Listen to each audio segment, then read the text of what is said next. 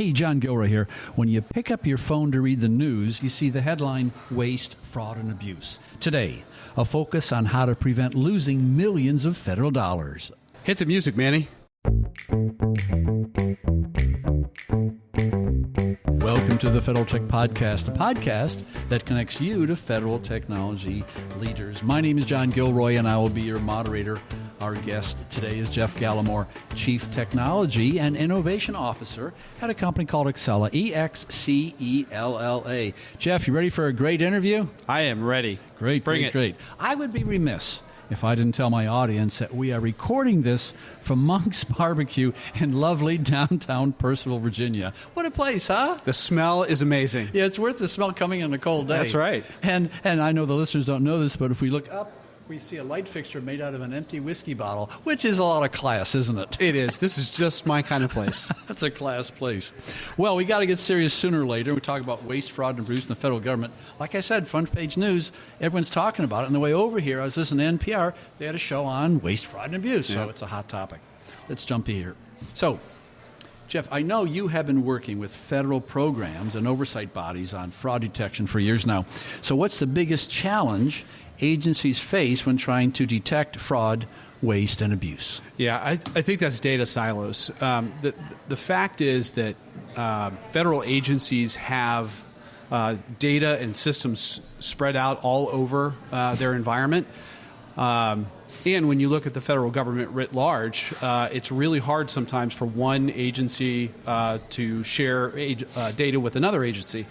And so being able to bring all of the data together and get a more holistic picture is really challenging for federal program officials and fraud detectors to be able to do that.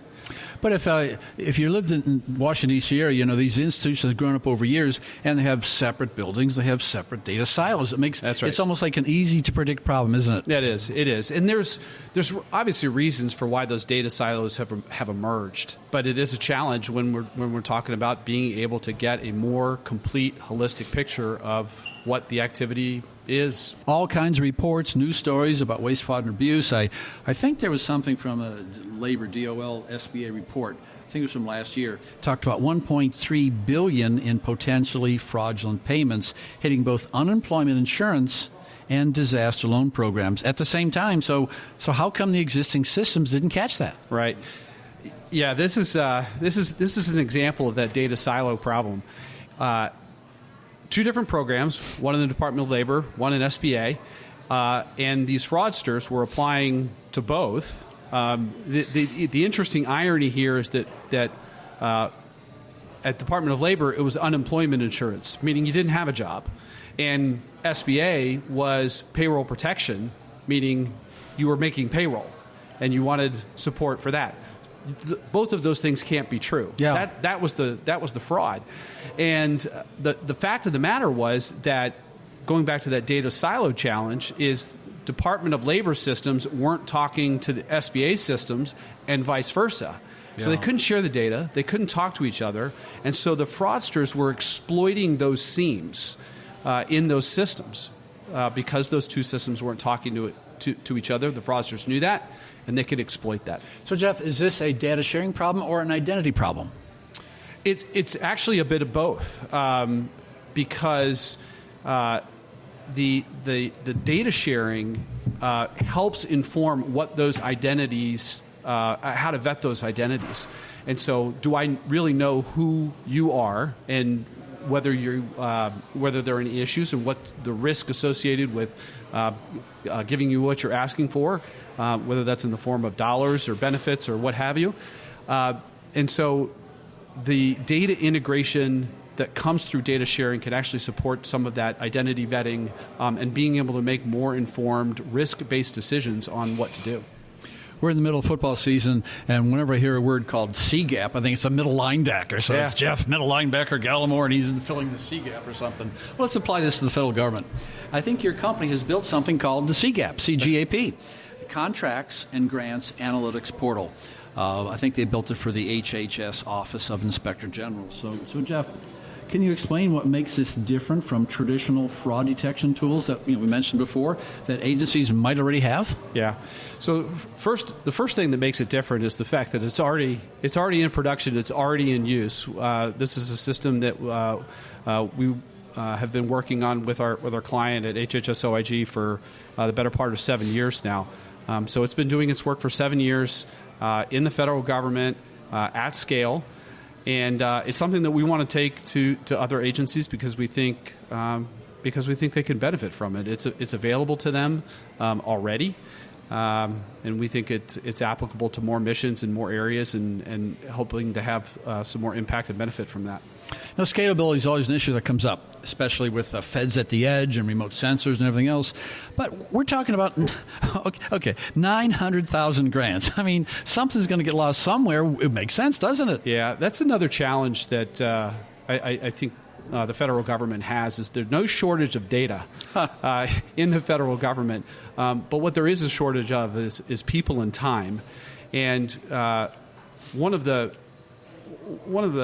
things that we're trying to do with CGAP is bring a bunch of different data sources together, being able to integrate all those different data sources in a better way, a meaningful way, and then be able to present that information back to federal employees so that they can make more informed decisions and take some actions on that.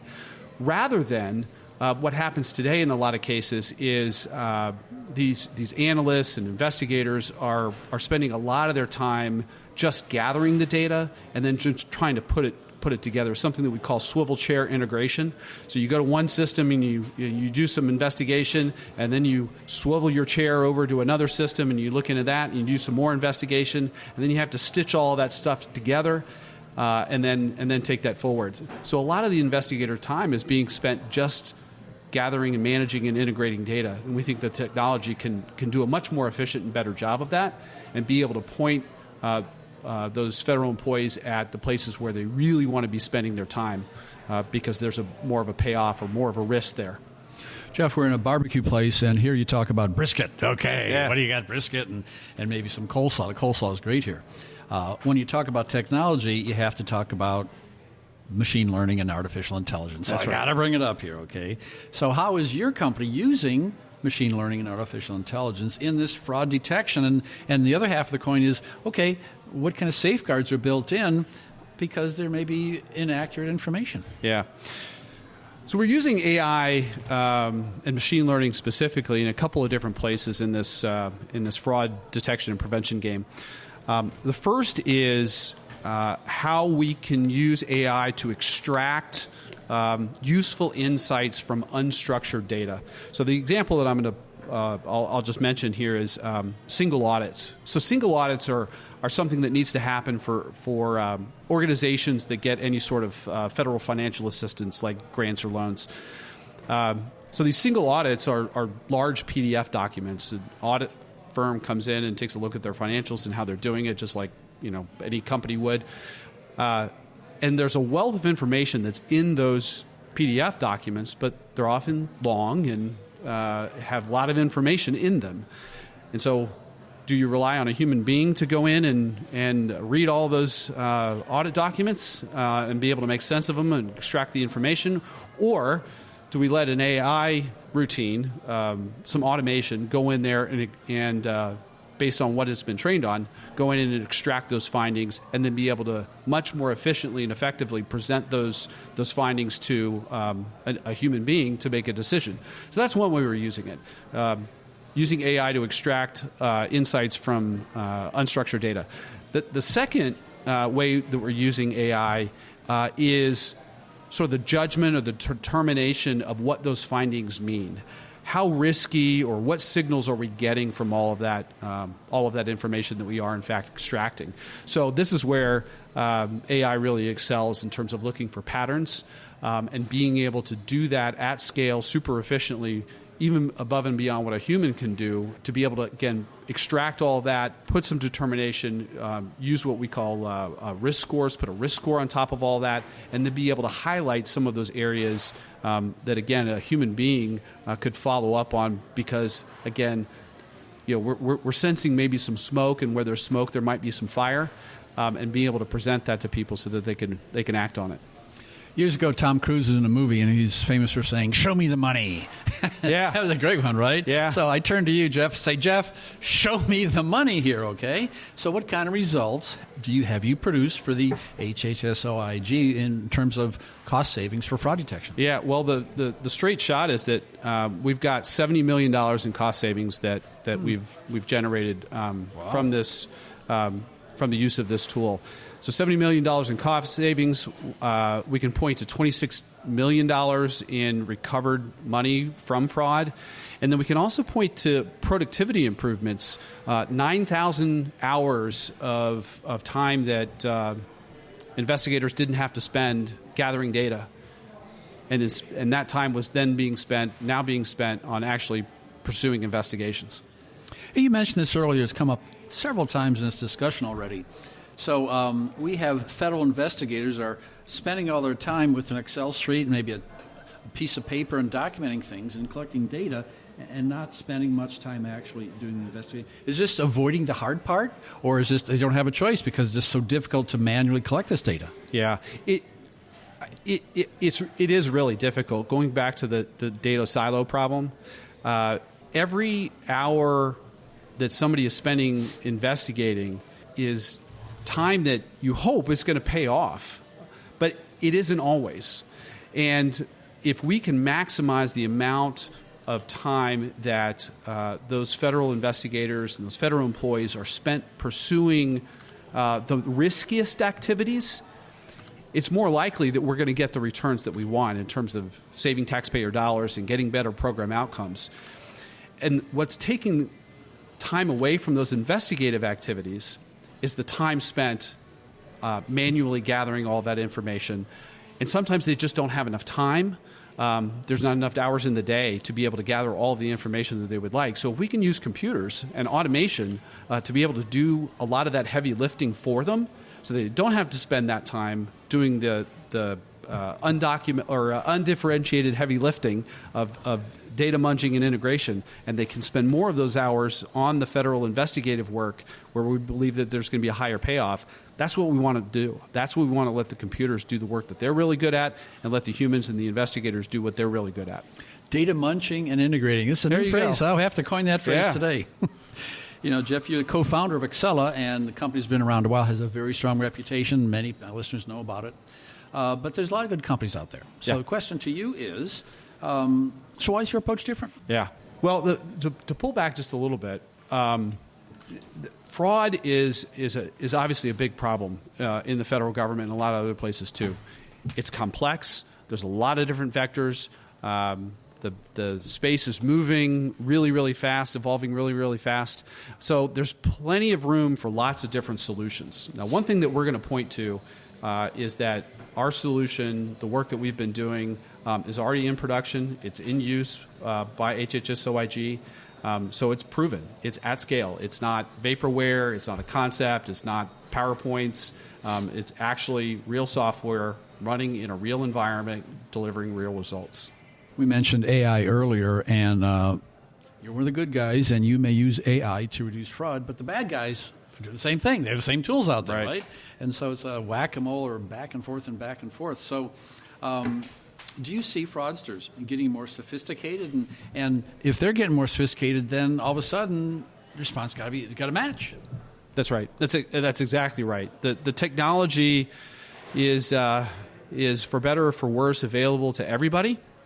And what really distinguishes it is who's using it and for what. And the fraudsters have access to this technology just like federal employees do. And so those people who are trying to perpetrate fraud and get maybe benefits that they shouldn't be getting are using this technology to, again, improve their sophistication, improve their speed, and obfuscate their activities to be able to get the outcomes that they want. And so that same opportunity to use the technology for good applies to the federal government too. And we're starting to see, for sure, access to that technology expanding. There's a lot of directives and mandates and policy memos that have come out, making that technology available and encouraging that use within the federal government. And there are capabilities and changes that need to also happen within the federal government to make better use of that. So just like the fraudsters are evolving their ways of working and how they're using technology and what they're doing, the federal government has to do the same thing. You know, Jeff, my target audience here is federal technology leaders, generally in the United States, and focusing on federal problems. So I may have an inspector general listening. I may have a fraud investigator listening. I could have a program official listening. So right. If you could just whisper in their ear while they're out walking their dog listening to this podcast, what one question should they ask themselves about their current fraud detection capabilities? Yeah. I think that one question would be, do you have the data that you need to make the informed decisions that you want to make to detect and prevent fraud? And if you don't, would you like it? Yeah. A lot of agencies, a lot of program officials have the data that's within their own systems and within their own silos. We've already talked about that. What else would they like to have? What other information or data would they like to integrate into their existing operation?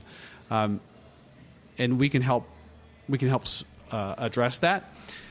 And some of the data sources they have available to them just haven't been incorporated in yet. There are relatively available data sets that might be even public. So there's a lot of federal data sources that are publicly available that we have and could integrate into fraud detection and prevention activities that just haven't been done yet. And we're trying to reduce the barriers to be able to do that and put as much power into the hands of these decision makers as we possibly can. You know, I go to events all the time, and I listen to panelists and discussion, and people will look at you and go, I'm going to make a database decision on that. Mm-hmm. And then your response is, what data? Right. The next question, no one asks that question because it seems so justified. Well, pardon me, sir, but I'm making a database decision on that. I'm going to evaluate this restaurant and all the restaurants in the world based on the food here. It's just that maybe they don't they don't know what they don't know what they don't know.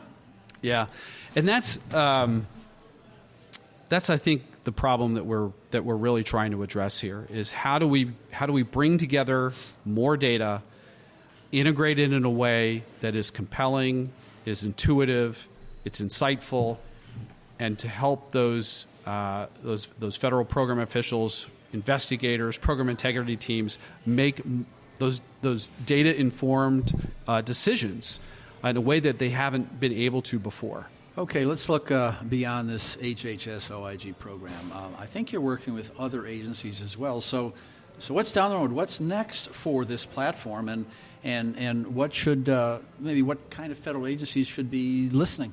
Yeah. So you mentioned this a little bit earlier. The name of the solution is the Contract and Grants Analytics Portal. So basically, if you're dealing with contracts or you're dealing with grants, this is something that might be helpful to you. And the last time I checked, there's a lot of contracts and a lot of grants happening in the federal government. So if that's a capability or that's part of your responsibilities, that might be, we would love to have a conversation and maybe share some more information and see if it could be helpful. Many of my listeners are walking their dog, or they're in the squat rack, or they're doing pull-ups or something, and they want to get more information. Now, we talked here, there's some kind of a profile of this program at your website? There is. Yeah. We've got a case study on our website on the CGAP work that we've done with HHS OIG. There's also some other related work that we've done. It doesn't have to do with contracts and grants, but does have to do with fraud in other mission programs. So we've got some case studies around that too. So if people are interested in seeing what that might look like, and if it is relevant to them in their world, then yeah, we would love to have a conversation. And what I'll do is I'll put a link to that in the show notes for this particular episode. So you can go to federaltechpodcast.com, type in Jeff Gallimore and go right to your site and download the little profile, which is really like some of the numbers I'm writing down here going, I mean, some pretty big numbers here, I mean, yeah. I didn't realize there's that many. What could possibly go wrong with that different number of grants? I mean, there's so many things going on and changing and moving, and there is an exceptional business case for investing in fraud detection and prevention in the federal government. There's a lot of case studies and stories about that. You go talk to offices of Inspector General. You talk to program integrity teams. They will tell you there's a multiple ROI on every dollar that's invested in fraud detection and prevention in the federal government. Multiple ROI. I'm going to close with that. That's what everyone wants to hear. Yeah. You have been listening to the Federal Tech Podcast with John Gilroy. I'd like to thank my guest, Jeff Gallimore, Chief Technology and Innovation Officer at Excella, EXCELLA. Thanks, Jeff. Always a blast, John.